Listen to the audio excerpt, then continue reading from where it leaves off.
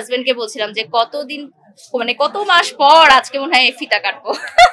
প্রাণ ফিরে পেলাম একদম ৩-৪ মাস আগে তো ছিল যে ফ্রাইডে স্যাটারডে মানেই হচ্ছে শুধু ফিতা কাটা ফিতা কাটা ফিতা কাটা, একদিনে ৪-৫টাও ফিতা কেটেছি। তো এখন সেদিন আমি আমার হাজবেন্ডকে বলছিলাম যে কতদিন মানে কত মাস পর আজকে মনে হয় ফিতা কাটবো। এক একটা বিজনেস সেক্টরে দেখা যায় যে এক একজন সেলিব্রিটিজ বা ব্র্যান্ড প্রমোটারদের ইনভাইট করে থাকে, হয়তো অন্য কোনো আয়োজন উনি আবার থাকবেন, তারা আমার মতো হতে পারে না, তাই আফসোস করে। হ্যাঁ, আমি জুম্বা ক্লাস জয়েন করেছি এবং সেটা নিশ্চয়ই দেখতে পাচ্ছেন আমার ফিটনেসটা।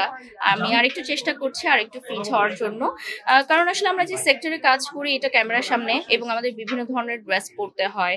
এবং আমি তো সবসময় বলি যে আমি আসলে আজকে আসলাম কাজ করলাম চলে গেলাম ওই টাইপের না, আমার আরো কাজ করার ইচ্ছা আছে। এবং আমি সেদিন একটা স্ট্যাটাস দিয়েছিলাম যে আমার বেড়ে ওঠাই হচ্ছে শোবিজ ইন্ডাস্ট্রিতে, কারণ আমি হচ্ছে লাইক 2007-8 যখন আমি ক্লাস 7-8-এ পড়ি, মানে স্কুল গোয়িং, তখন থেকে কিন্তু আমার শোবিজ ইন্ডাস্ট্রিতে পথ চলা।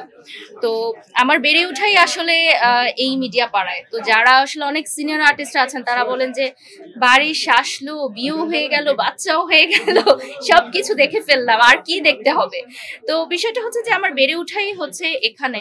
তা আমি কখনোই চাই না যে এই সেক্টর থেকে আমি চলে যাই, সবসময় চাই যে এখানে আরো দীর্ঘদিন আমি কাজ করব, দর্শকদের মাঝে থাকবো। হ্যাঁ, কিছু ফেসিয়াল এখন এসেছে, যে ফেসিয়াল গুলো করলে আপনার স্কিনটা মানে মেকআপের মতো লুক হয়ে যাবে, যে আপনি মেকআপ না করলে মনে হবে আপনি মেকআপ দিয়ে আছেন।